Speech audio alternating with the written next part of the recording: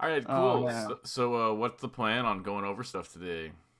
Yeah, basically I have hopefully three games I want to talk about, but before that, I just have like some rapid fire questions. That's fine. Yeah, sounds good. Uh First off, I just wanted to, I mean, dude, thank you so much for the lesson, bro. Not only for me, but like for other people, man. I've learned so much. Basically, last time we talked, um I was just ripping mix-ups back and forth and Mm-hmm. like not giving my opponent a chance to like punish themselves, right?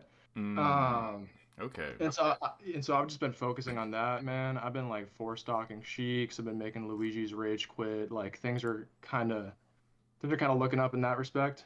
And then also like just going over your other lessons have been super helpful. But I'm there's glad. still, oh yeah, man, thanks a lot. I mean, but there's still a lot of holes in my gameplay. So for the super specific stuff, Samus missiles. So what I've been doing is like I mix up between power shielding them, jumping over them, and shining them. And then Mm-hmm. that plus Samus kind of being on the platform to shoot a missile or something like that. It kind of helps.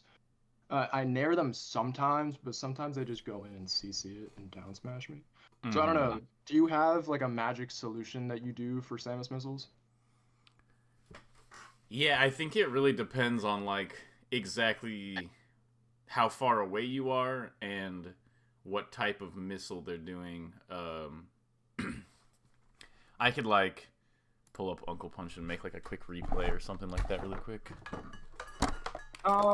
No, I guess you can just explain it quickly, just because I want to lock in like, the more important stuff. But usually it's like I'll be spacing outside of wave dash attack range, and then Mm-hmm. they'll just do a under the platform. They'll just do like a short hop fast fall missile, or they'll if they can't do that, then they'll just full hop shoot a smash missile on the platform and then drop through and do another one. Okay, basically you can also hit through the missiles depending on like your positioning. Like if they're like trying to hit your landing with a missile, sometimes you can just like bear through it or nair through it or whatever. Yeah. But so the shine is not okay. So they kind of have some counterplay for all of the options. That it's not like they can like really make stuff happen, but it's not like anything guaranteed wins. Where like if you shine, they can do stuff where like they missile and then they full hop, like they full hop at you, and then the missile when you reflect it, you're kind of stuck in shine, and they can get like a down air through it. Or I think there's stuff where they do the missile and then they dash attack through it, like they dash attack through the reflected missile, and then they hit you out of your shine stun. So I think like if they're not expecting the missile to get reflected, the shine is pretty good. But you also have to watch out. Like Samus has like a very good power shield. Like her and Marth, I'm pretty sure are the only two characters who have that like extra special easy power shield where you know like they can like crouch and get like the easy power shield. Yeah, exactly. So you have to watch out even like power shielding the missile back that they might do a missile and then you power shield it back and then they power shield it back and you might have to be ready for that, you know? Yeah, it seems like jumping has been the most consistent because then like they have to hard read it by doing like full hop fair or something or like full hop nair. Yeah, I think if you're not like hmm like if you just don't want to be like imagine if you're like under the side platform and they're here and they land with a missile. Oh wait, I'm not streaming to you yet. Give me 1 second. Yeah, that's true. Um let me I turned on the replay. And so it's like, okay, they are if like they're here and they're falling down with a missile and you're like under here, then you wouldn't necessarily want to like just full hop up to here because they're gonna do like missile, like you said, full hop fair or full hop nair, like right here. Um, so I think like you don't want to make your like the jump too obvious if you're in the corner, but like if they're over here and they're shooting missiles and you're on this end, just going to the platform is like completely safe. So it kind of just invalidates the missile. Or just Um, shield it, wave dash out a little bit because then like they have to grab you or something or yeah, like you're like I think shielding it is fine. I think usually like the power shield is really good. Like if you can get the power shield's really good because even if they power shield it back, it just does like no damage afterward because it's like a quarter of the damage. But yeah, and like I said, I think like naring through it and stuff it has some merit too. Yeah, I agree. Kind of depends on the range, but yeah, and so like yeah, I would say shine unless so okay, one other thing, if they're gonna be like in the air, like if they're doing like if you think they're going to do something like preemptive or like they're really far away or like they're off stage or like there are spots where you can get the shined missile and it's like pretty good because it'll hit them pretty far off stage like they're doing some sort of pattern where you think you can get them like they're doing like drop missile full hop waveland off drop nair or something like that and you can just shine the missile back and then they'll have to deal with it as they come off the platform or something like that. But the main point with the shine is you just don't want to make it like you don't want to make it that it's guaranteed that you're gonna do the shine because then they can do a setup around it.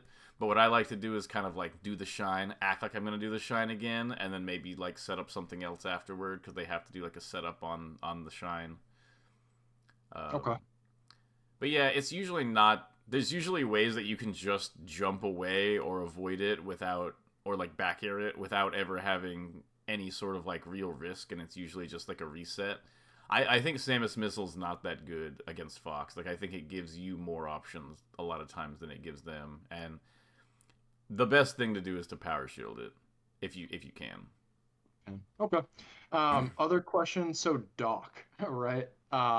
So I watched the Falco versus Dog lesson that helped. So in my experience, right, what happens is like if I am playing like the Dash Dance game outside of like Wave Dash Down Smash range, what they'll do a lot of times if they like read my jump, like if they read my full hop to like hit their Wave Dash Down Smash, they'll either full jump Nair or they'll do like the whole like wave dash and then like auto cancel back air all the way across the stage. And then if I play like the campy like anti Luigi full hop backflip game, like the laser, blah blah blah, then they start pill camping. Edge guard is fine, but what I think I need to do is like play outside of their range because Doc doesn't have a good double down. Like his dash back sucks, so it's like I feel like I should be playing outside of his range, and then after he does something, I should try to like hit his option afterwards, kind of like how you do with Falcon. Like I don't know, am I tripping, or is there like some magic solution? So I'm pulling up Uncle Punch really quick just to show you this one spot.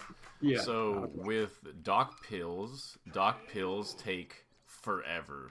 It's like the laggiest thing. It's one of the laggiest projectiles, basically. And I think people don't a lot of times realize quite how laggy it is. So watch if I do the pill. Like let's say I do a full hop pill. Like, okay, here I'll do a short hop so you can see. That's how long it is before I can actually shield afterward. I see. It's a really long time. Like if I jump like this, I just barely get this double jump out like before I land. And so the main thing you want to do against pills is you can like let's say Doc does something like this, something like that. You can actually just attack through them. Like you can do that. Oh, you can drill through the pills. That's the. You can hit through them with any move. Like as long as you don't like as long as they don't beat the, like you can just do that.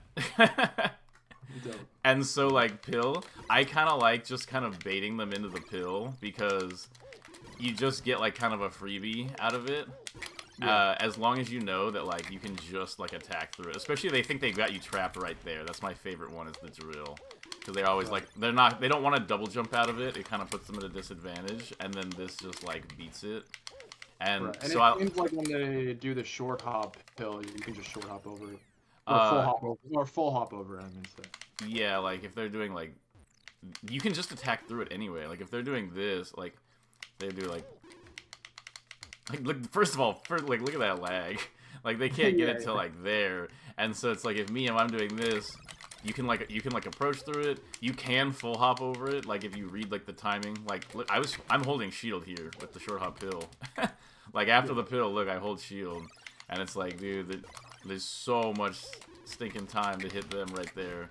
And then even if you don't like know what you're doing, you can always just hit through it pretty much, or like you can dash attack to cancel the pill. Right. Yeah. I think that one's a bit more of like a stalemate, so I don't like super recommend it. I just like aerialing through it. And then you can also do stuff where you just dodge it. Like if you're not ready, you just dodge it a little bit. And normally what they do is they're like kind of expecting you to try something on the first one. So when you dodge the first one, they're like, oh, I'm gonna do a second pill, and then I'll like trap them out of that. So if you're here and you're doing this, and then they shoot a second one, and that's when I'll like attack through it. Like a lot of times I'll wait for the second pill to like make them a little confident that, oh, maybe I'm like kind of zoning Fox out with the pill, or like making him move around, and then you can just like smack right through it. Makes sense. Okay, so it seems like if you're outside of the wave dash back air range, that's kind of the spot where you can punish pills anyways. Okay. Yeah, like the pill, like I said, like the other problems you were talking about, like with like the wave dash and stuff, that is sort of its own thing. But like I just, my ears perked up when you were talking about the pills, because like that's a lot of times what I do. I just try to make it really, really hard to hit me, and then when they start the pills, it's just a free opening for me. I think also they have a few ways to punish full hop, but there's sort of like some positions with Doc where like they'll do like you said, they're doing like, sorry, my Doc's bad, like that or something, and you're thinking, okay, like how do I like get, like you're thinking to do like the full hop here and then come down like that. That's kind of like a level 1 type of opening. Like if the Doc is just giving you that, then I would take it. But if the Doc has like a solution to that, a lot of times it's not quite as good. It's a lot better against Doc to just move back a little bit more. He's so stubby that like as long as you, like if you're reacting to him moving forward, like I can react to him moving forward with the dash back just as easily as the jump. And it gives me like a free punish regardless of if he instead of doing that does this to hit like the full hop, then like if I'm doing this and I see him moving and I try to jump, then he might be able to. His up air's still so bad. Like but like sometimes he can kind of get you on the way up, like with the up air like that or whatever. Whereas if I just dash back, I get the exact same punish as I would on the wave dash in. You know. Right. And if he full hop nairs, then it's like that dash back is money. You know? Yeah, okay. and the other thing about the full hop nair is that, and exactly, the dash back is still money, is that the full hop nair doesn't auto cancel easily without like, you have to barely like finish it at the end to get the auto cancel. And so as Fox, a lot of times you can one sec. Okay, so I have that, and then like from the Fox end, like if you can a lot of times just like crouch under it, and like it's just tiny. Yeah. Like you can just move, and then like once again, if you did like you were saying before, like the dash back, you kind of have it. But he can't like do this and then realize that he's gonna miss and then like dip is like the point I was trying to make. Like he has to set it up so that the nair is just perfectly set up to auto cancel, which makes him like really vulnerable, because he can't do like something like he can't do like, oh, I can't even do it. Like he just can't do crazy late mix up, because he needs the strong hit of the nair, and so he needs to put it out really early, and you can always just react with like the same type of deal.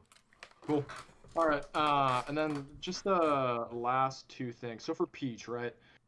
When they're giving me free stuff, like they're dash attacking and down smashing, I mean, obviously, you know, that's fine, that's easy. But then what begins to befuddle me a little bit is when they're doing like the dash forward, wave dash back, dash forward, wave dash back. They do like a little kind of tease, float, cancel fair. They wave dash back again. So it's like, I'm starting to think like it's going to be more about punishing what they do after the float cancel. Because I know like I know you can crouch cancel bear until like 60, but when they're facing towards me, I don't know. Sometimes it feels a little sus to like full hop towards her. Yeah. I feel like Yeah, I feel like it's either full hopping towards her or like waiting to see what they do after the float cancel. Like kind of similar to Marth. Mm-hmm. So kind of. So you definitely want to be thinking of what they're doing after each float cancel and doing your best to like kind of like record that. Um, because that is like a useful habit. Peach is a lot more about like timing mix-ups because like she's so slow that it's really really easy to get into a range where you can hit her. Um, Obviously not completely safely, but you can catch her. Like if she tries to move to some position, you can always get over in time to present some kind of like scramble or something like that. Yeah. And so from the Peach end, it is very. And the other thing is like because she's so slow, Peach can't. For instance, like she basically can't dash back. Like when she's doing the wave dash back, she's still gonna get hit by your move, but she's gonna get hit by it later, which a lot of times gives her some extra time to counter or make it so that you space it bad or something like that. But she actually has to defend herself from potential approaches from your end with her moves. For instance, like a float in air or a float back air, or either that or shield. And it's sort of like she doesn't have the free fox dash back to get out of danger that Yeah. a lot of the faster characters have.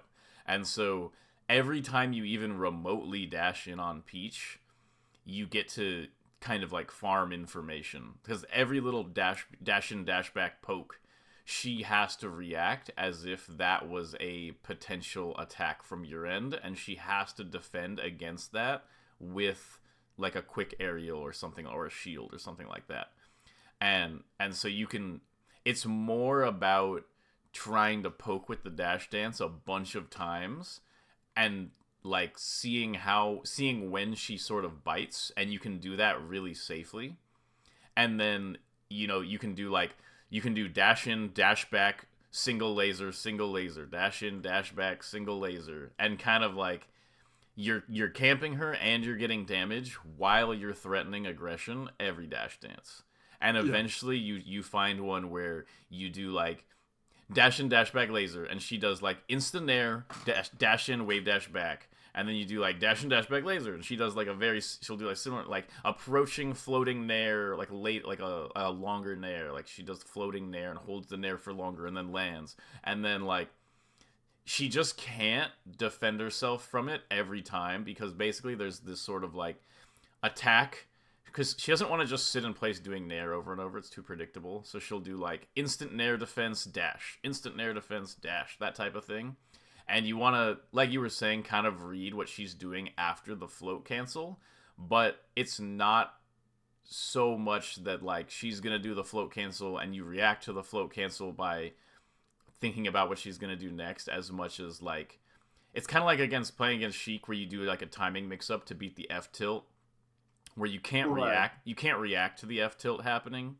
Um, you just have to kind of do like a timing mix up on it. And Peach is basically like you're doing that neutral against Sheik, but her ability to like actually attack you out of that pressure is a lot worse. And then eventually, you finally jump in, and then it turns out that it's a full hop instead of the short hop, and you full hop drill behind her, and you get like a pressure out of it and stuff like that. Cool.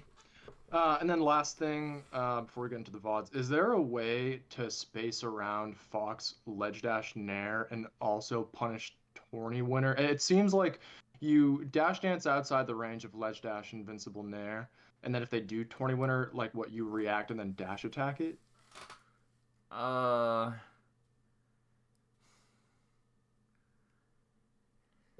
so you're talking about when they do like tourney winner fade back fast fall back to ledge. Yeah. It's not super realistic. If the fox has good ledge dashes, it's not super realistic to hit it. Like All right. I don't know. I still have some issues ledge dashing, but I used to have like really bad tournament winner issues. It was like a controller I had at a certain point, and it was during the era where I was playing against Absent Page at a lot of events, and Cool. I remember he got really mad. He was like not in like a genuinely confrontational way, but he was like dude, this is ridiculous. Basically, like, it's like I'm not falling for your stupid tournament winner baits anymore, because like you get like accidental tournament winner go to ledge, they try to punish it, barely miss, ledge dash reversal, and Okay. like that's just one of Fox's many ridiculous advantages. All Is that it's almost impossible to punish that. I think that what you can do is you can try to get a little bit closer, uh, and then like basically it's like a barely reactable. But if you're trying to play like, it just turns the ledge situation into this really difficult reaction. And I think a lot of times it's, if you're against a better opponent, it's genuinely better to just like assume that they're gonna do like a good option there. Yeah. All right. Fair enough. Okay. It's Cool. you wouldn't believe how frustrating it is as Falco there. Like if you think it's annoying as Fox sometimes, they do it and you can get like a full hop nair. Like you get the full hop nair out on the tourney winner. Falco can never ever punish it. It's super That's annoying. great. So okay, so this VOD actually, in terms of the Fox VOD, So yeah, this the is the third Slippy file you sent. this is the one on Stadium. Yes. So before Okay. we get into it, basically the VODs in order of importance is, so there's the one against Falco, where I'll have you pause this real quick. So there's one against Falco where I get annihilated. I'm good at like the take laser game, take laser full hop, blah blah blah blah blah. But then once they start lasering in place, fiction style, and Mm-hmm. kind of being in, and kind of being in control of the situation, that's where my spacing really gets off. And then I start to kind of do like preemptive full hops, for no reason, and then they just like laser shine me or whatever. So that's a really big problem, and I think that's like number one. But then for the Fox games, you'll notice like I play okay neutral. There are a lot of spots where I don't push my reactions as fiercely as I should. So in this VOD, you'll see that I get punished for it sometimes. And I play generally okay, and it's kind of easy on the eyes to watch. But then there's another game against hacks where it's the same problem, but I just get like annihilated for it. So I don't know. I want to ask you, like, between the two of them, because we only really have time for one Fox VOD, which of the two do you think you could analyze better? Me just getting destroyed by hacks and like two stocks in, I just kind of start panicking, or against this guy where there's kind of more of a subtle, okay, yeah, you're getting this wrong. Like you may have gotten away with it, but you're getting this wrong. um, let's see. Okay, how about I speed watch the Hacks VOD and then I do more, and then I take a look at this one. Yeah, that sounds good. And then that should, all right, cool. So yeah, we can do that, and then we can go. Yeah, we can get into the Falco VOD, and then maybe if we have time, we can watch the Marth one, but it's Okay. not super priority. Okay, I'll just take a look at this for a second. Um,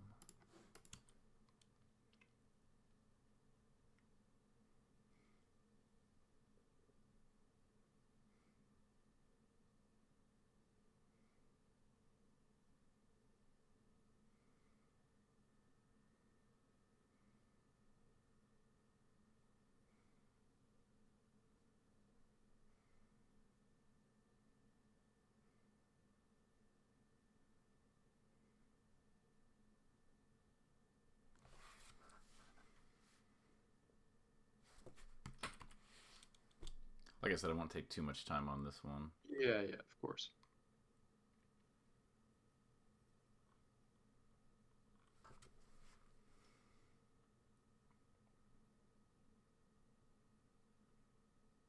Classic Hacks. He loves the weak backer, strong backer there. Yeah, dude.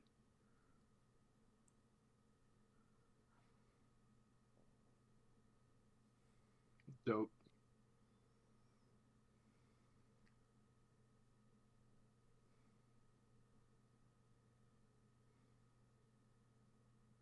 Hmm. I hate how he DIs that, bro. He's the only player in the world that I showed him that shine at a tournament, and he was like, "Oh, cool, I'm stealing that." And then the next time I played him, he just DI'd it perfectly. I was so mad. That's melee. Always some counterplay. All right.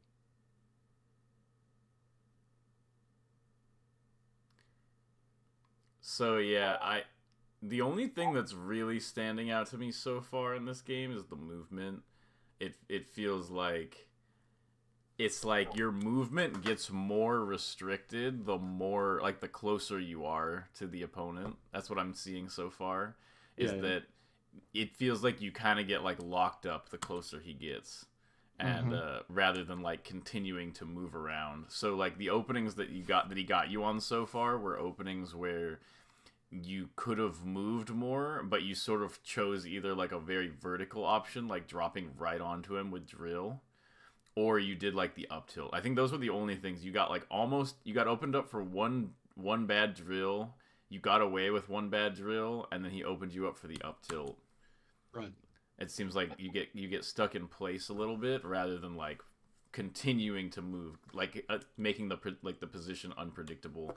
Like I think you might be watching his exact position too much. Like Fox is so fast that you kind of have to like imagine he's like this big blob of possibilities moving around rather than like this one little character. Like if you focus too much on Fox's exact position, then you'll always be a step behind rather than like focusing on like where he's going to move to next. But yeah, that's a good way of looking at it. And then this problem just continues to exacerbate as I get like more and more destroyed. And so look, this is another opening. Like the next opening he gets on you is again not using your movement, playing in place again. Yeah, exactly. It's the so classic. So far, every opening has been because you chose to play a little bit too in place and not. And yeah, see, like this is it happens again here where you're moving and you're like overly focused on right where he is, and not even like if you're in this position, you should be like. The range when I see this position of where Fox is he's to the left of me on the ground. Like I'm not actually focused on the fact that he's here, because within like an unreactable period of time he can be either here or here. So you want to focus more on this range that Fox is in and be like, okay, and like you're not really gonna ever try to hit Fox directly. You're gonna be like, okay, Fox is here, here's the range that Fox occupies. By the time I throw out my move, where in this range do I think that Fox might be within the next like half a second? And so maybe you attack right here, maybe you attack right here, and maybe you like move in and attack right here, but you're never going to be playing around this position. Whereas like right here, I can feel you like you're basically playing around him like he's almost like Peach. Where you're where you're like, oh, he's right here, so he's kind of like locked into this area, so I'll like full hop and I'll try to set up this spot, and once again he gets you for like the more stationary up tilt, versus like you wanna stretch and compress the space between you a bunch. That's how you're gonna find your openings in the Fox Ditto, is like they're like, I compress the space, and you're like, I stretch it, and they're like, I compress it, I stretch it, and then when they try to compress it the next time, you hit them for it, or they try to stretch it and you gain space and you kind of push in on them, like depending on like what you think they're gonna do. But you definitely seem like overly focused on his exact position, and it makes you a little bit of an easy target to deal with, because it's like you're not dealing with like the next step of the problem, you're dealing with the current step of the problem, which is always going to be changing because Fox is so fast. Like the game state that you're actually like looking at with your eyes is not gonna be the one that you're trying to deal with, basically. I see. Blob theory. Pretty much. Yeah. It's like there's the main other part to it that I think can potentially give you some confidence is that they have to do the same thing. So as long as you're moving to a position that isn't the one they're predicting, like like when they look at you, they also see this big blob of positions that Fox could be in, and so you don't have to defend your exact position either. So like basically like as it's like right here where you're playing this sort of like somewhat, it's like it feels like when you have like a lock, like if they get stationary, you get stationary, whereas when they get stationary, you should be like flicking back and forth really like menacingly here and moving around. Yeah. And so as long as you keep it moving and you don't, and this is like another quick spot where like you are somewhat there. Let's see. So yeah, you're like, okay, playing for this exact spot, and the back air looked like a mistake. But this, going for like an up air like this is definitely like, you see Fox, you see him here, and, Yeah. and your thought process is like, well, I'll full hop, and then I'll up air him here. But he's never ever going to be right here. Your thought process from here is like, is he gonna be here? Is he gonna be here? Is he gonna be here? And you basically want to choose between those three while keeping your movement unpredictable as possible. Where like, and it's just like, it just puts you in spots where you end up playing like a mix-up where you're like, it feels like the mix-up that you're taking is more predictable than his mix-up because he's choosing based on your next position and you're choosing based on his current position. And it basically creates like a guaranteed loss over time. And he's doing some dumb stuff now. Yeah. He's having fun. You're completely right. It's like the classic, like, don't do more than two things in place, or don't do more. It's basically like that, but it's both your behavior of like looking at him and your own like movement. So it's like, let me think the best way to say it. Like, it's you're staying in place and you're also expecting him to kind of stay in place, you know? And so it's like a two-part problem of like, you need to be moving around and then you need to be perceiving that he is about to move around and playing on like the next position. Okay, so now let's compare this to the other Fox Ditto where you did better. Yeah, I'm hoping that it looks a little bit better, although I may just be getting away with up tilt. We'll see. That's the frustrating part of this game, is sometimes you're like, finally, a set where I played well, and you just did all the stuff that made you lose, but they let you do it. I have that happen all the time, and I'm like, oh, I'm so bad. Okay, let's see. You're neutral Fox again. If it starts looking like the last game, we don't even need to go through the full thing. We can just jump straight to Falco. That's going to be a can of worms in itself.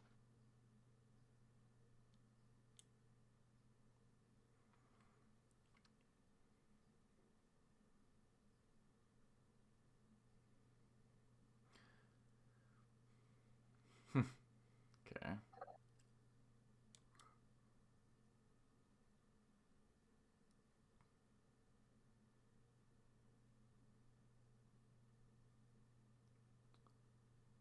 I'll be honest, not much has happened so far. So I'm kind of just waiting. I'm like, all right. There's been a lot of like, I missed my punish and then I got reversaled or whatever, which is just not that significant. Yeah.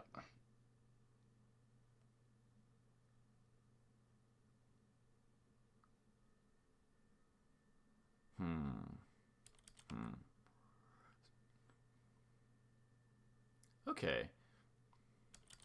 That was a good shield by him. I'm trying to been reminding myself to do more overshoot grab. So, yeah, this spot, so this isn't necessarily like a bad decision, but it could have more in it where like, so you know how I was talking about the compression and the expansion of the space? Yeah. You're doing very much like a maintain here. And there's nothing necessarily wrong with a maintain, but like it's kind of plain. And so you do like if you do maintain, attack, there's not a lot of information in there that like upped your odds of having success. Like it's a pure like, I waited 3 beats and then I went in. Whereas if you like during these beats are creating like a fake compression or a fake expansion, then like you're giving them info. Like the info here is that you're gonna maintain the neutral position, and then you're like, and burst attack, which is, like I said, it's not bad, but it makes the situation a lot more of a coin flip. Whereas like if you are like, I usually say it's like the difference between like lying from omission of just not telling them a detail versus like lying by directly giving them like a manipulation, where like and you're sort of doing the lying by omission here, where you're like, well, I'm chilling, and then you're like, boom, I'm going in. Versus right. like the conversation could be a little bit more in depth if you were like pretending to move in and pretending to move back and seeing what they do. Like there should be this dance of like, I'm gonna chase you, and then they're like, okay, no, you're not, I'm gonna run away, and then you're like, just kidding, I'm gonna move away, and then maybe you're gonna chase me, and like that sort of back and forth is what will create, like what it looked like was you waited, like I said, you waited 3 times and then you go in.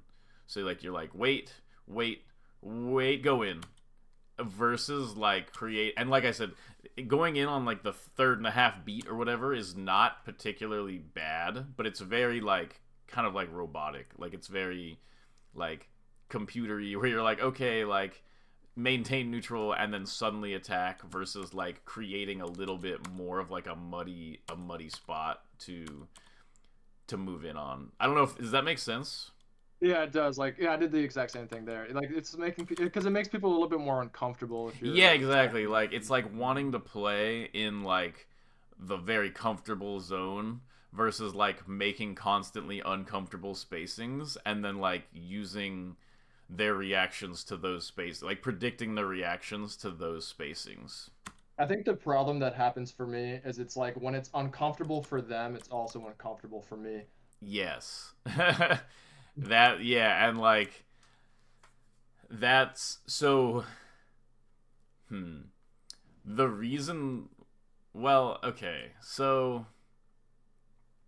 it's always going to be a little bit uncomfortable, but you want it to be uncomfortable when you want it to be uncomfortable. So like if they're trying to make it like a weird change in spacing, maybe then you do a little bit more of the maintain neutral. Like they try to throw you off and they try to make you uncomfortable. Like it's kind of like who's like if they run in and you're both really close to each other, you're both going to be a little uncomfortable, but one of those players chose to close the gap. And you want to be the person who chose to make the situation uncomfortable, because you'll, if it was your decision to make it happen, it means you've been processing it for more time. Whereas they are reacting to the fact that you closed the gap or made it uncomfortable. You are planning to make it uncomfortable and then planning your next action. So it gives you a little bit of like an advantage there. Makes sense. Yeah. So like you want to be the one introducing. A lot of times what'll happen, like if you're watching like a pro game or whatever with really good dash dances, is people will be like, I'm going to make it uncomfortable. And then the other person was also trying to make it uncomfortable. And then both the foxes are like, this is too much for me. And then they split back to the very even neutral. Then they maintain the really even neutral for a second. And then they're both kind of like trying to make their ideas happen. Like you want your ideas to happen and you want their ideas to get neutralized, basically. Yeah. And it's sort of like this dance, but it's never like completely simple where like you can like, and that is actually like a huge point to get past in this game, because I think like one of the main issues with everyone in this game is it's very tempting to approach out of safety. Like I say this a lot, where like you want to be safe in neutral, but you also want to hit your opponent. And so people try to go from totally safe and neutral to hitting the opponent. And if you ignore the middle ground there, you're never going to approach in a strong way. It needs to be like, okay, like I'm in a super safe spot. I enter a dangerous position, but in a position they don't expect. So I feel not even don't expect like as a whole, just not in the conversation, like the flow of the conversation of like the movement and stuff. You're like, okay, as long as they're not expecting this position, even if I randomly get hit by something, it's not going to be like their planned hit. They're not like spacing perfectly on me to drill grab or something, because they don't know exactly where I'm going to be. And so you move into a dangerous spot, but it's a planned dangerous spot where you feel like you have the best shot of surviving, and then you use that uncomfortable position to actually attack them. And I think that is something that I talk about a lot in like the Marth matchup too. Like you might have, if you've watched a bunch of my lessons, the whole like tether theory thing. have you seen that? Yeah. Yeah, where basically like foxes get into the mid range against Marth, and then they try to attack. But the mid range is the range where any attack you do is reactable from Marth. So you want to, and the mid range, the longer you stay in it, he can hit you. So you want to do this thing where you're like, I'm in the mid range, but not for too much time, but also, you know, like trying to, you want to use that little bit of a dangerous spot to get super close to Marth. And now that you're close to him in this even more uncomfortable position, but you tried to get there in a weird timing and like a weird spot, now you can actually like attack Marth. So it's like get close, then attack, rather than attack from safety. And like the Fox Ditto, rather than like naring in from safety, a lot of times it's like, oh, I'm gonna do like a running shine from safety or something like that. Right, and you're like, oh, I'm mixing them up, and it's like, no. Yeah, and because it feels like a mix-up, but you're attacking from a position that's too stable. Like you need to destabilize the position before you go for like a big mix. Yeah, that makes sense. All right, so then I mean, really, in that case, I've kind of learned what I wanted from the Fox side. I mean, Okay. that's so I think we can go into the Falco because I mean, the Falco, it's gonna have a bit of the same thing, but it's also like a lot of Falco specific stuff. Okay. So there's only 3 VODs you sent me. I should have sent one that says it says like versus Oh, Falco. I bottom. see. I did need to scroll up a tiny bit. It's the second one. I guess you sent me 5 VODs. I missed the first 2.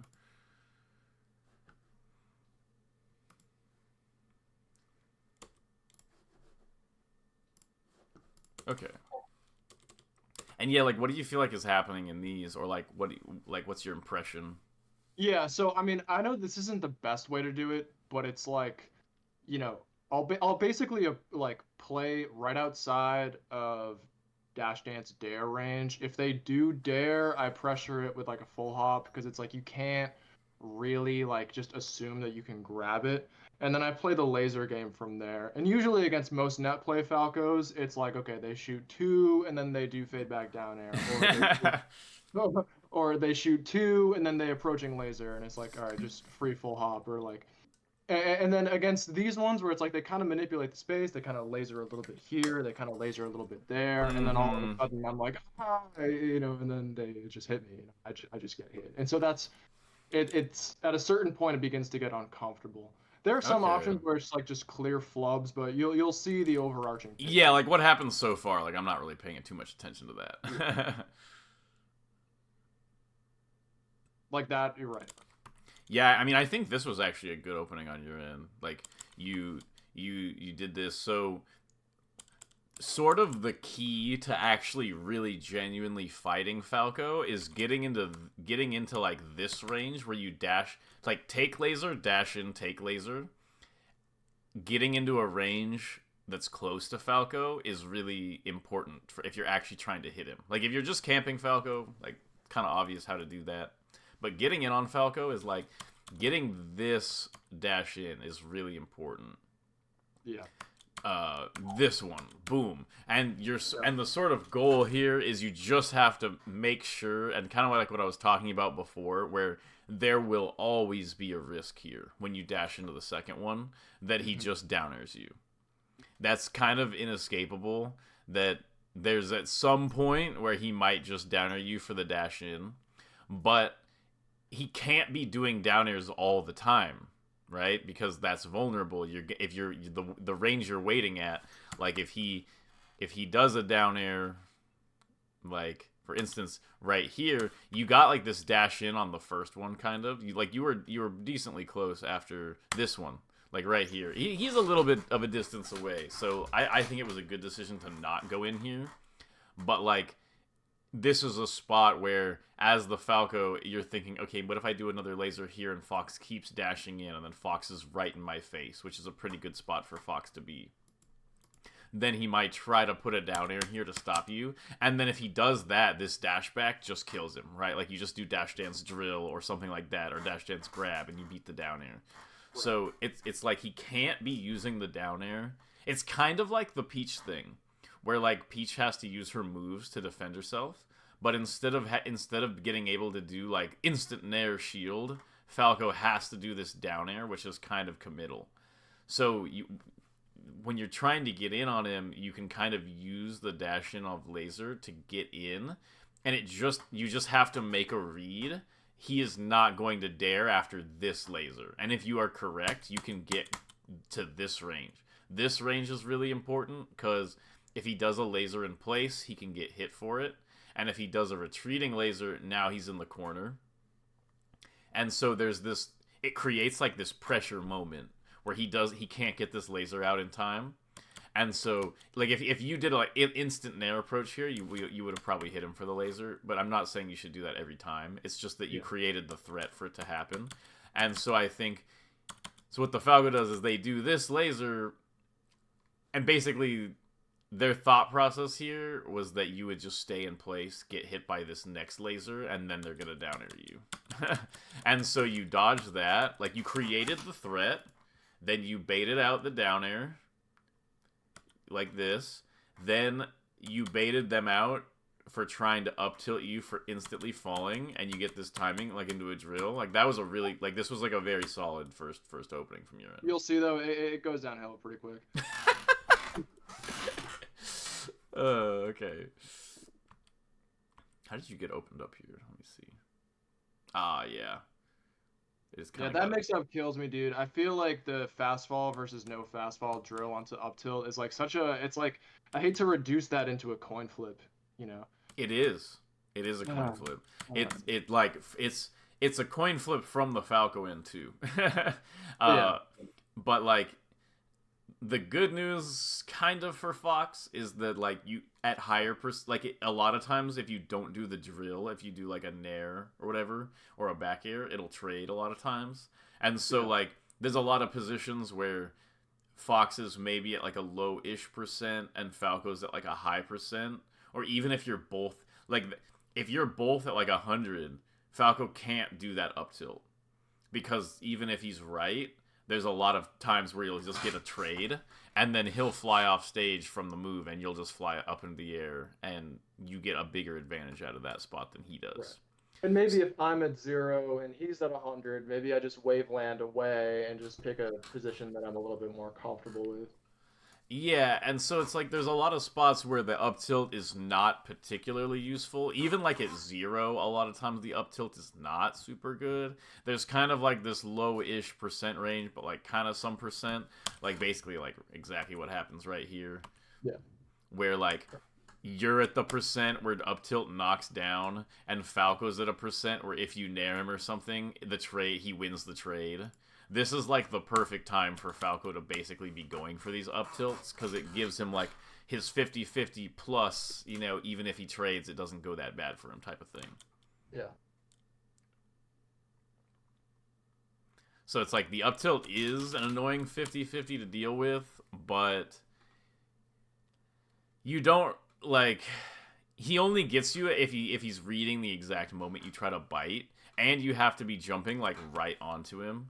So my rule from the Falco end is that I think that, like, I always tell people that, like, 9 out of 10 full hops that Fox does, you just have to let him get away with it for free and stalemate out of it. Like, you do a full hop and I roll. That's how Falco has to deal with the majority of Fox full hops. Falco only wants to rip the 50-50 on the up tilt when he has a big amount of confidence that you are going to be falling onto him, and he needs to read which fastfall you're doing, or he can get like 0 death out of it. Like the Falco doesn't want to play a 0 death, or sorry, he doesn't want to play a 50-50 where if he gets the 50-50 wrong, you get a drill shine and you kill him either, you know? He wants to create a situation where he has higher odds of winning it. And so it is an annoying spot, but it only really gets you if you're getting hit by turnaround up tilt like a good amount, it means that your approaches on Falco are too predictable, and you should be looking into why that's happening, because it's not like a super easy option coverage type thing. Small thing, I have a pretty big thing on this where I think that it's way better to try to punish this with drill, because even if he shields afterward, Falco has a really hard time punishing drill with shine out of shield. It's like a frame perfect window basically, which is really almost impossible to get because of Fox's drill inconsistency. like in how it affects like the shield pressure windows and stuff like that. And like so if you miss this grab, it's like not that good. Whereas the drill a lot of times can lead into the grab, and even if you're a little late, you'll get like a shield pressure on him. Like if you Yeah, had drilled. I saw your video about that. I completely agree. I think this was before I saw the video, so I was just trying to grab everything, dude. No bueno. Okay, that's fair. And yeah, okay, so if they're doing this, I don't like particularly like this. Like if a Falco is lasering like this, I will either get a power shield or I'll go to the platform and create like a bit of like you can create there's sort of this cyclical motion that happens with the spacies where Falco controls the ground, so Fox goes to top plat to push and then drops to push Falco sideways. And then Falco goes in the corner, and Fox is now here, and then Falco will go to the top plat and try to push Fox sideways, and there's kind of this like cyclical motion that happens, and you can use that to prevent basically just getting lasered in the face over and over. Like you can get positional changes that aren't just you taking laser and having to do a mix, basically. Yeah, that Using the platforms. Yeah, plus there's the whole like go to side plat and then they like have to double jump to try to laser you and then you run off like. Yeah, no, exactly. Like this is the same thing from the Falco end that a lot of the outplay potential in neutral in this matchup happens because of those platforms things. Like this, I would say from.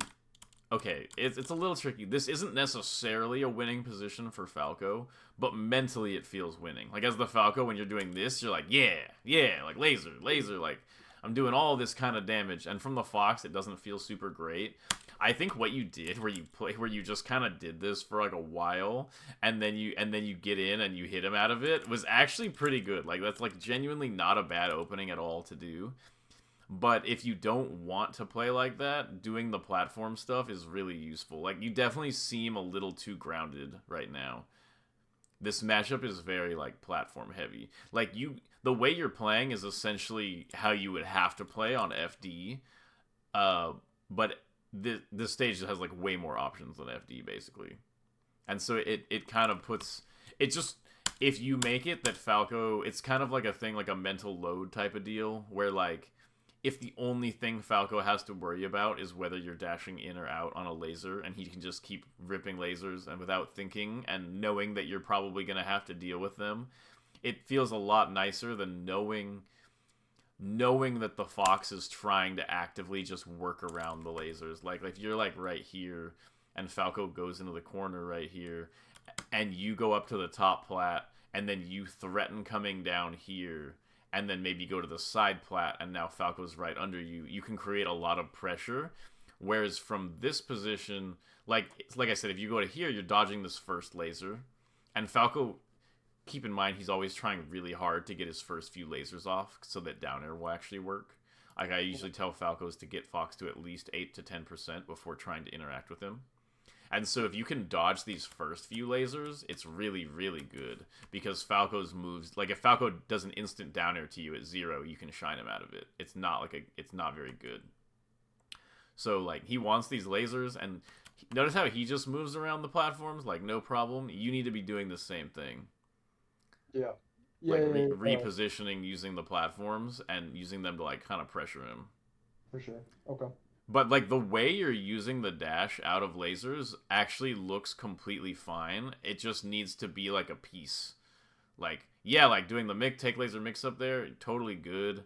I think, like, maybe the exact spots that you're dashing in and out at could be a little better, but, like, that's not, like, the problem, right? You also should never be taking, like, this many lasers in a row. Like, if you're in a spot... Not that you necessarily shouldn't be taking it every time, but, like, why not just power shield one of these, you know? Like, even right. just... yeah. Like, especially the first one. Because there's, like, a big thing where Falco... Obviously, you've seen the double laser in place video, right? Yeah. And Falco is, like, he needs the first laser established. Once the first laser is established and you've been hit by the first laser, that's when he gets guaranteed repeated lasers. Where if, like, you hit him on the establishing laser, like, so, like, let's say you're moving around, and then he goes over here, and then this laser, like, this is the laser that you want to power shield, usually. Like, Yeah. let's say right here, you dash in, power shield this laser, and then wave dash, like, down. You don't even need to, like, rush in afterward. You wave dash down. Now you're right here, and Falco doesn't have a laser out.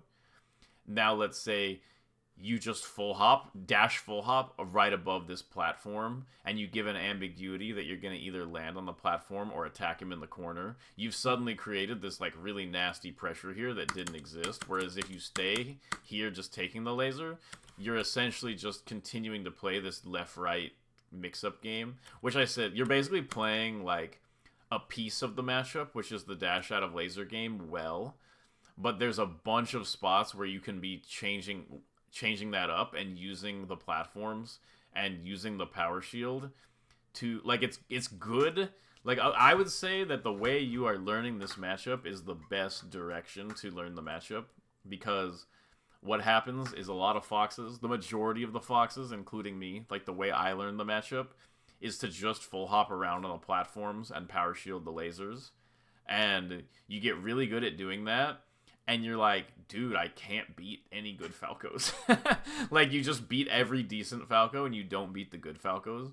Yeah. And basically, this mix-up on the ground where you're running around and stuff like that, this is how you beat the good Falcos, is you get good at these positions. But what it's more like is, like, you move around, and you're trying to get openings on them, and you're trying to do all this other stuff, and getting your power shields and stuff, and then eventually after all this moving around, they will get like a laser on you, and after all of that moving, they finally get the laser, and now you're playing really good mix-ups out of laser 2, and that is sort of like that's what drives the nail in correctly.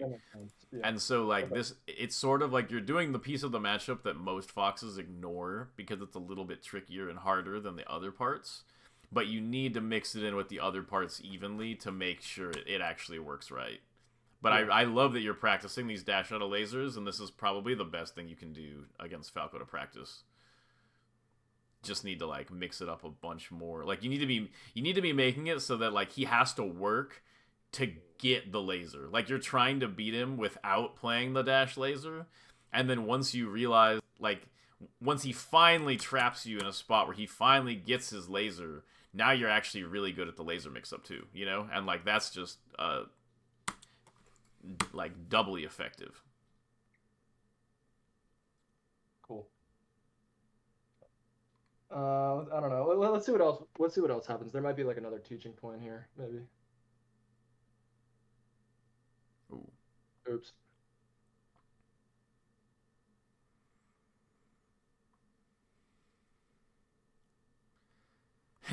This is the quick thing. This is what it looks like to attack from safety.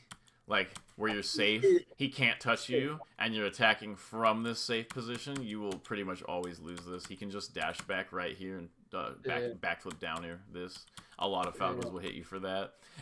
But I understand what it feels like, because you feel like you can't close this gap, and you should be closing this gap. Like, think of it like this, of like, imagine the map is just horizontal space. We're only looking at the X coordinate here. There's no vertical at all. And our goal is to get Fox to here, right? To be right in Falco's face. And it's like, man, there's lasers covering this. So we can just take this horizontal space up here, where we're totally safe from laser. Then do something where we get down, and now we've taken this horizontal space without being safe from laser. Sorry, without being in danger from laser, and without doing this committal full hop. Because that's like definitely like the issue is like these full hops. You took all of this space that you wanted from this platform range. Like you moved from here to here, but you did it in a way where you're committed, and he can react to it. Yeah, 100%. That's a big thing. I'm like, all right, no full hopping at Falco. No full hopping at Falco. The full hop? Yeah, the full hop is not too bad. You just can't full hop from that far away. It's clear that you basically tried to solve two problems at once, where you wanted to approach Falco with a move, and you wanted to get close enough to Falco to hit him. And it's like, you're like, well, I can get closer to Falco and hit him at the same time. Yeah. And so that is what creates the overextension, is that it's like greedy. You're trying to solve too many problems at once. Yeah. And so you want to move around the lasers, and like, yeah, there's just so many good spots, like juicy spots you can get where you move around the laser, and then he lasers you, and then you, like, you're moving around the plat, you're playing safe, you're power shielding lasers, then you drop from a platform and he gets a laser on you, and then that laser you do dash back, dash in, full hop up air or whatever, because you've already created this good spacing for yourself where you don't have to close the gap.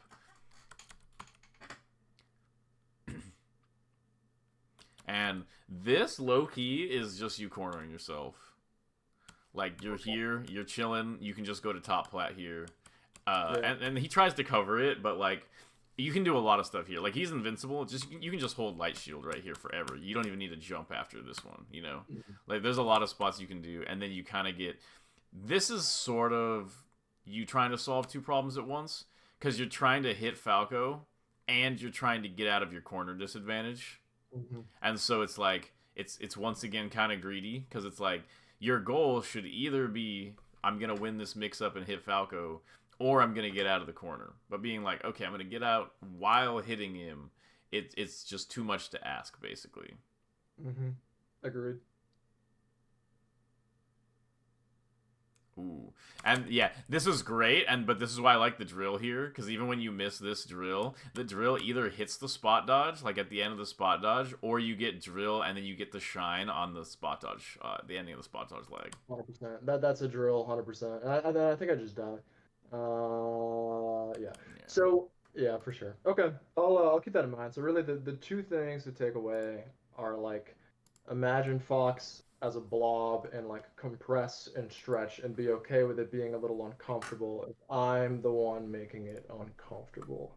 Yeah, you want to think of the Fox ditto spacing as, like, extremely vague. You don't want to zoom in, and, like, you don't want to be looking at, like, high resolution details in that matchup. I like it's not that I barely look at the screen in that matchup, but I'm looking at, like, a very abstract version of what's going on. You do not want to look too closely at his movements, and you want to make sure you stay moving.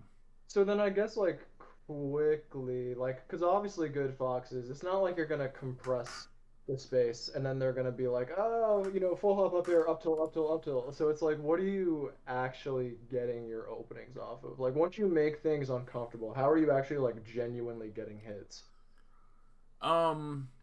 So I'll either get a running shine on their dash in, a short hop drill on their dash in, or a full hop over their short hop aerial.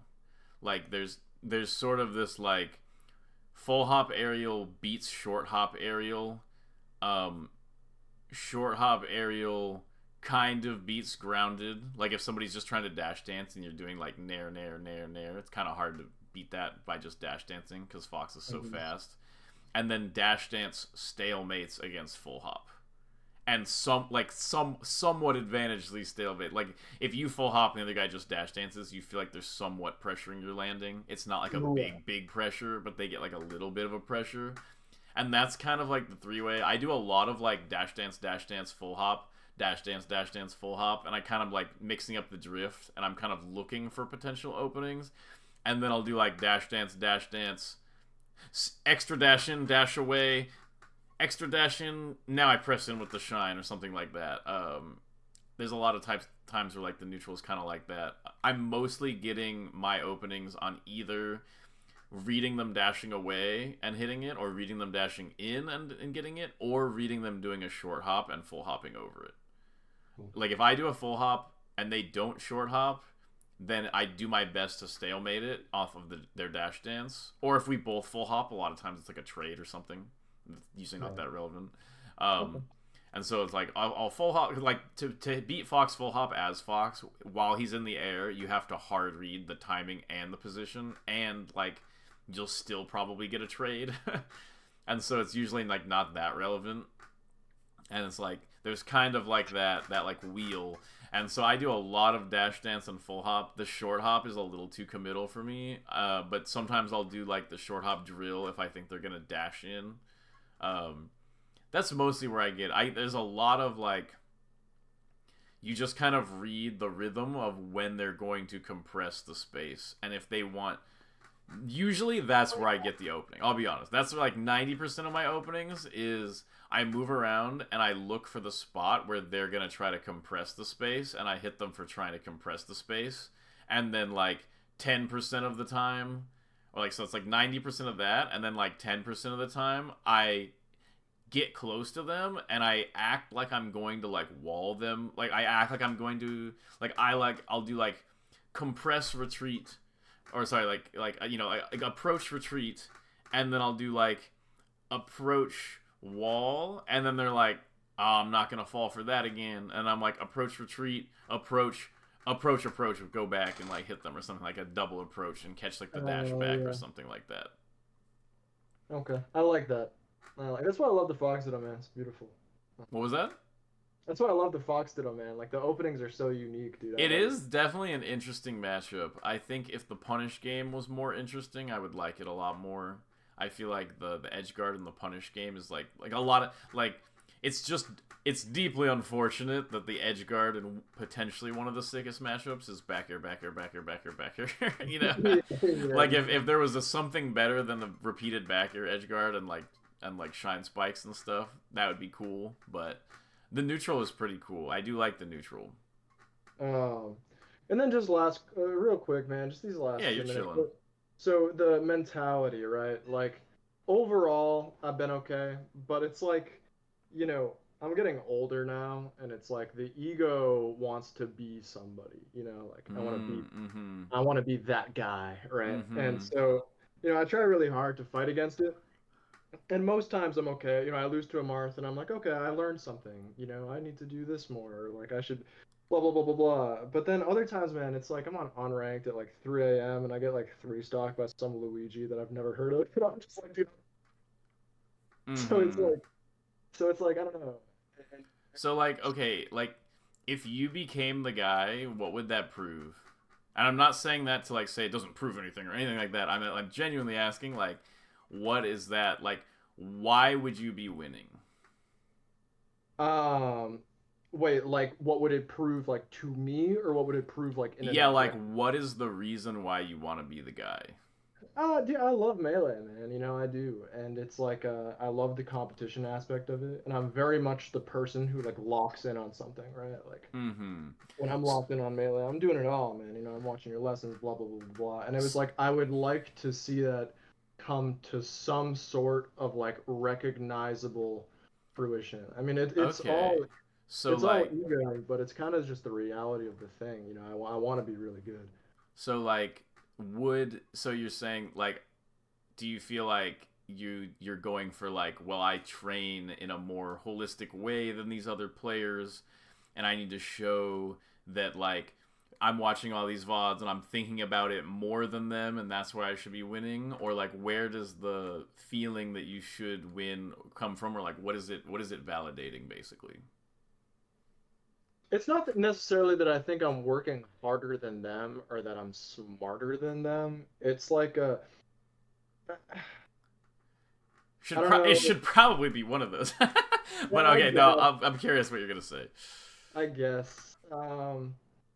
Yeah, no, it's just a feeling of like I worked really hard at this and this is something I love, and oh nice, I got top 64 at Genesis, and you know, I got on the big stage and you know, hit someone with some sick combo or like out neutraled someone on stream, and like yeah, because I just think it's kind of important to like sort of look at it from like a very neutral lens where you're like, okay, like, do I believe that I am talented in like a particular way? Like, do I believe that I am working like you're either talented or you're working harder than somebody, you know? And you can be like, well, I need to show that like I was born with a better brain than them. Like, you know, like that's like a potential reason. Or you can say that like maybe I wasn't born with all this talent, but they don't, you know, watch their losses and study this right. And so I need to prove that my ability to, like, take losses productively is what gives me the advantage.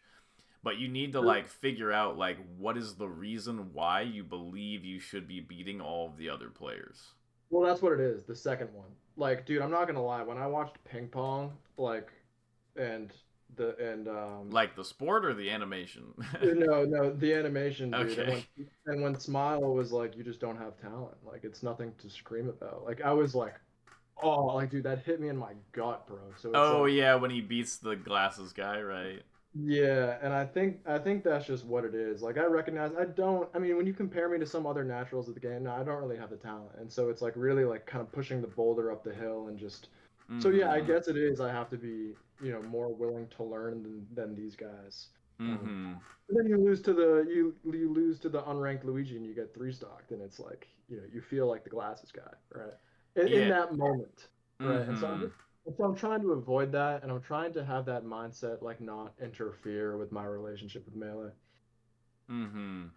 And it's like, how do you feel like losing like what does it how does it so like you're saying like basically like you're putting in like the work and then was it like that you were working on anti Luigi, like was it that you were working on the anti Luigi stuff and then it it hit you anyway, or is it sort of like you're working on a bunch of Fox stuff and then the Luigi gets you, you know? It's like anti-Luigi tech, like going in all the anti-Luigi discords and watching blah blah blah blah blah. And then I go and like, yeah, I get some openings, but then sometimes they just like wave dash up smash me, or I just pick a bad option, or I just Mm-hmm. react wrong. And then I'm like, it's true. I don't have talent. I'll never be the guy. Yeah, like I think like it's very difficult to like feel like you're learning something and then be confronted by the fact that you haven't fully learned it. And I think Yeah. that's definitely like a very frustrating part of Melee. And I think that there's just sort of like you have to approach it and like, okay, if I am winning or if I believe I deserve to win because I have better learning methods than these other players and I tried to learn this thing and I still got hit by it, then like maybe the reason why I'm not better than I am already is that my learning methods are not as good as I thought. And like it's very difficult to find to avoid the pain there, you know? And it's not that you need to sometimes you can use the pain, but you need to be like, okay, like clearly like I have to go through that all the time. Like clearly the methods that I thought were like putting me in a point where I could never lose to these people were not as good as I thought, and sort of be like thankful for the opportunity to improve yourself. Like they showed you the ways in which you are imperfect that you didn't realize were there. Like you believed you learned how to beat these things.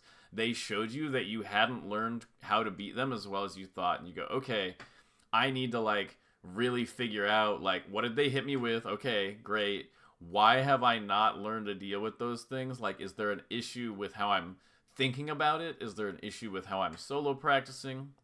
Is there an issue with what I'm reacting to in the game? And like honing that approach, because it's like maybe your work methodology or like the way you work or the way you learn is better than the people that you're beating right now, but maybe it's not as good as people who are better than you at the game, or the way that you could actually be learning at like your true theoretical peak.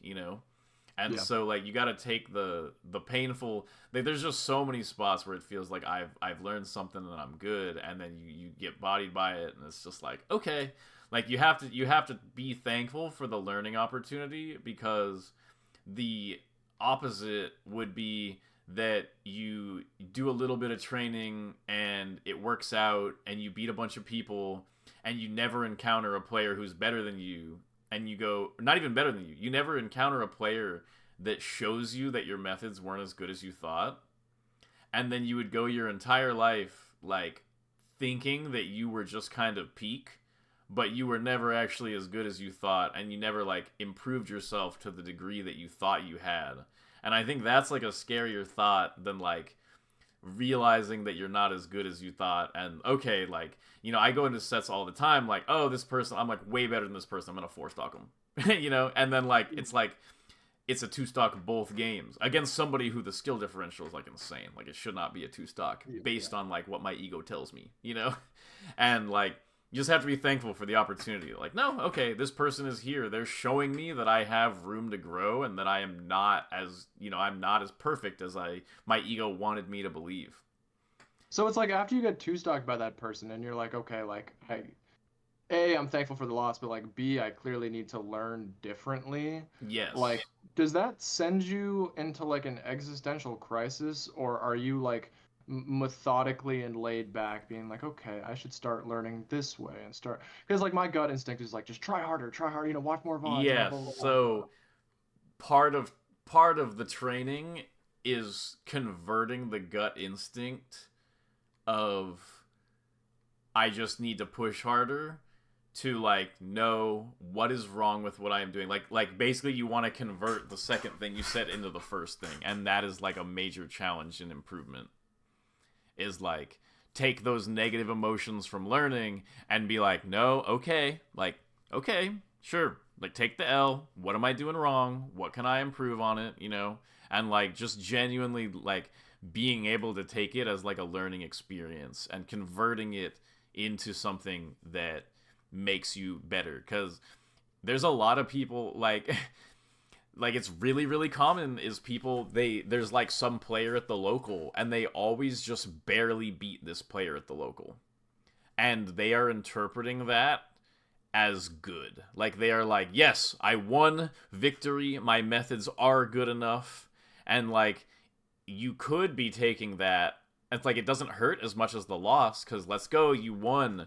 But it wasn't a perfect win. And like being able to convert those also into like, okay, I could be doing better. What can I change? The people who do that the best and the most often are going to come out ahead because they're finding, like, you want to find opportunities to take L's in a healthy way.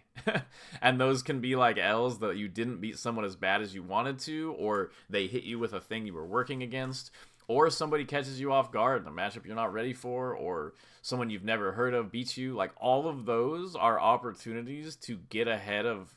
Like, that's what I do. I just rage, and I get so mad, and I'm like, dude, I should be better, and they're just doing dumb stuff, and no, I'm so good. And then, like, you're just like, wait, if I can convert that into a thing that actually makes me stronger, then I will be ahead of anyone who took a loss like that and just sat in and just raged. Like, it's okay to rage, but the more you can convert that into learning experiences, the further ahead you'll get. And it's also just an opportunity to like improve yourself in general, Yeah. It's like, and that's like really what like makes the game sick. It's just hard to escape from the fact that there's no end. Like there's never a point where you're like, yes, I just execute my game plans and all my work paid off. Like, there's no payoff. That's something you gotta respect, or like you gotta respect about the game, is that like at the point I am at in this game right now, I guarantee you that I feel equally bad or worse about my play than you do. Like I promise you. Like, it feels really, really, really bad all the time. And no matter how much better I get at the game, it will continue to feel bad.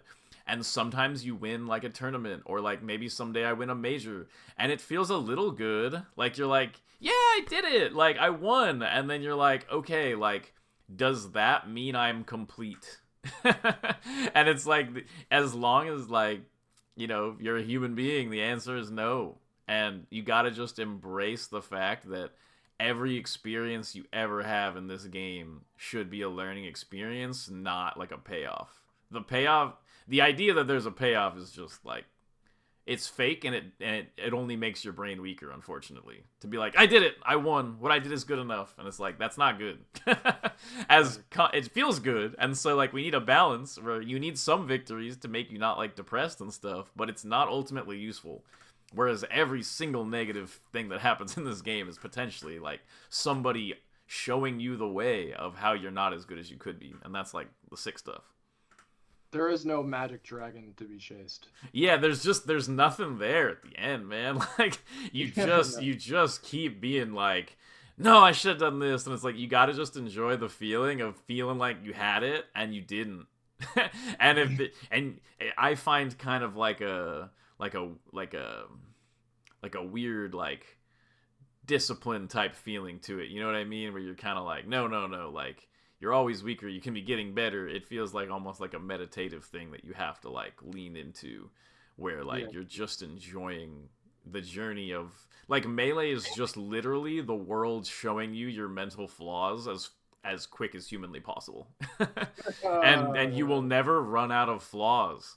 Sometimes you'll fix a flaw and another flaw pops up, and then you fix a bunch of flaws, and the secret flaw from childhood where you get nervous and this one spot comes up, and it's just like, yeah, man, like that's the same way in real life where you're like, finally, I'm never gonna snap at people when I'm tired and irritated ever again. And then you're tired and irritated and you snap at somebody and you're like, I see, I can be a better person. And Melee just does that over and over and over really fast forever. Yeah, so calmly channel the pain. And you just have to be like, okay, I did snap at somebody. I did say this thing that was irrational and I got mad and I was dumb about it. And it's like the people who go like, you know, whatever. I was just mad. You know, sometimes it happens. Like, and you just blow it off. Like, you are, and like we all do that. Like, you are losing an opportunity there to become a better person. And you know, there's never like, well, when I finally solve this, I'll be a perfect person. It's like we understand intuitively that the idea of being a perfect person is wrong, but then we're like, perfect Melee player though, of course, like I'll get there right now. You know, like, and it's an interesting mental journey to go through. Word. All right, well, hey man, thank you. Shoot me your Venmo and Discord, and I'll be at Genesis in full bloom, so I'll say hi. All right, sounds good, man. Great. All right, I'll talk to you later. Peace. All right, take it easy, man.